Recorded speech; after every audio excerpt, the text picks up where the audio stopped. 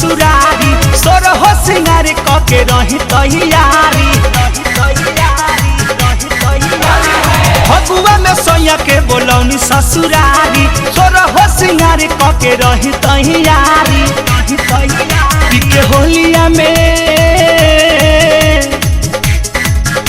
के होलिया में दारू भट्टी खाना त गिरल बासा जाना ये सखी मन लेना हमारो कहाना त गिरल बासा जाना ये सखी फगुआ में सोया के बोलौनी ससुरारी सोर हो सिंगारी कके रही तैयारी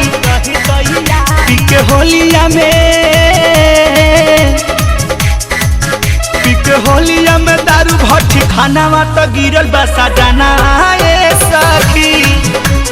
मन लेना हमारो कहाना त गिरल बसा जाना ये सखी।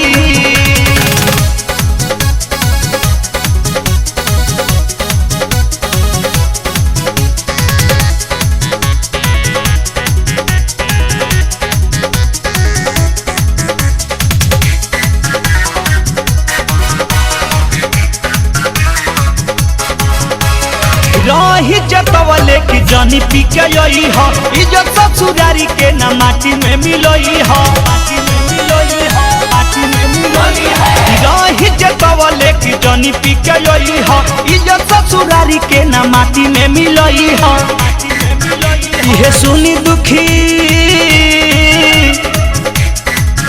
इहे सुनी दुखी भइल बाटे मानावा त गिरल बासा जाना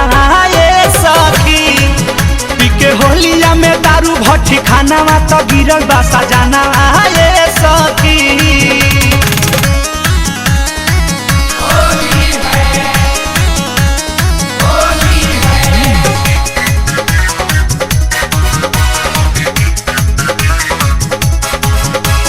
सोया खातिर रही स्पेशल हो बनैले ताको तनिया सारा अभी लेना आइले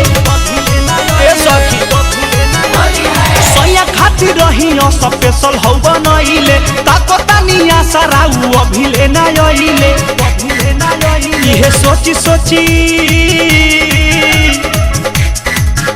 इहे सोची बढ़े धड़कना त गिरल बसा जाना ये सखी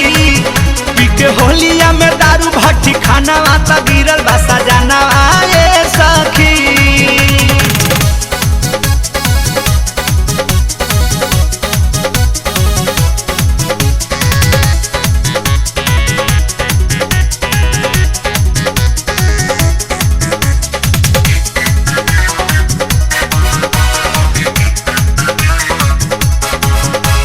सोया के बोलावल भइल होली में बेकार हो और उन बिहारी साध पुरला हमार हो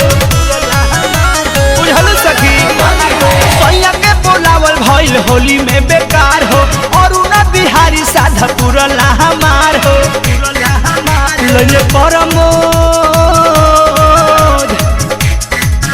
लले परमोध टांग के गाना त गिरल बसा जाना ये सखी के होलिया में दारू भट्टी खाना त गिरल बसा